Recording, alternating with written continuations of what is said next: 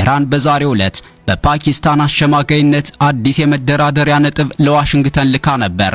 ይሁን እንጂ በዚህ የኢራን የሰላም ጥሪ ፈጽሞ ደስተኛ እንዳልሆኑ ፕሬዝዳንት ዶናልድ ትራምፕ በይፋ ገልጸዋል።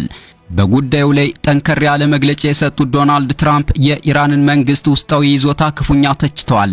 እንደሳቸው ገለጻ የኢራን ከፍተኛ አመራር በርስ በርስ ሽኩቻ እየታመሰና መግባባት አቅቶት እየተከፋፈለ ሲሆን ማዕከላዊ የእዝ ሰንሰለቱም ሙሉ በሙሉ ፈርሷል ሲሉ ስርዓቱን አጣጥለውታል። ትራምፕ አክለውም በኢራን የኒውክሌር ፕሮግራም ላይ የማያወላዳ አቋም በማንጸባረቅ ኢራን ለኒውክሌር ፕሮግራም ያበለጸገችውን ዩራኒየም በገዛ ፈቃዱ አሳልፋ የማትሰጠን ከሆነ እኛ በሆነ መንገድ በራሳችን ኃይል አስገድደን እንወስደዋለን ሲሉ የምሕረት የለሽ እርምጃ ማስጠንቀቂያን አስተላልፈዋል።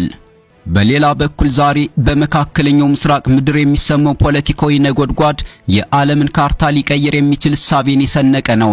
ከአለት ከጠነከረችው ቴህራን ከእንግዲህ በክልሉ ያሉ የሃያላን አጋሮች ሰላም አያገኙም የሚል ለቤተ መንግስታት ትልቅ ስጋት የሆነ ማስጠንቀቂያ ተደምጧል። ቴህራን ቁርጡን አሳውቃለች። ማንኛውም በሷ ላይ የሚሰነዘር ጥቃት በሁለትዮሽ ፍጥጫ ብቻ አይገደብም፣ ይልቁንም የዲፕሎማሲውንና የጦር ሜዳውን በማስፋት ለዓመታት በአሜሪካ ጥላ ስር ተጠልሎ የነበሩ የክልሉ ገዢዎችና ነገስታት ህልውናቸው አደጋ ላይ እንደሚወድቅ አስጠንቅቃለች።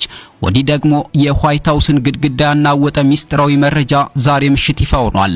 አዳዲስ ወታደራዊ ግምገማዎች እንደሚያሳዩት የኢራን የረቀቁ ሚሳኤሎችና ድሮኖች በክልሉ በሚገኙ 100 የአሜሪካ ስልታዊ ማዕከላት ላይ የማይመለስ ጉዳት ማድረሳቸው ተሰምቷል።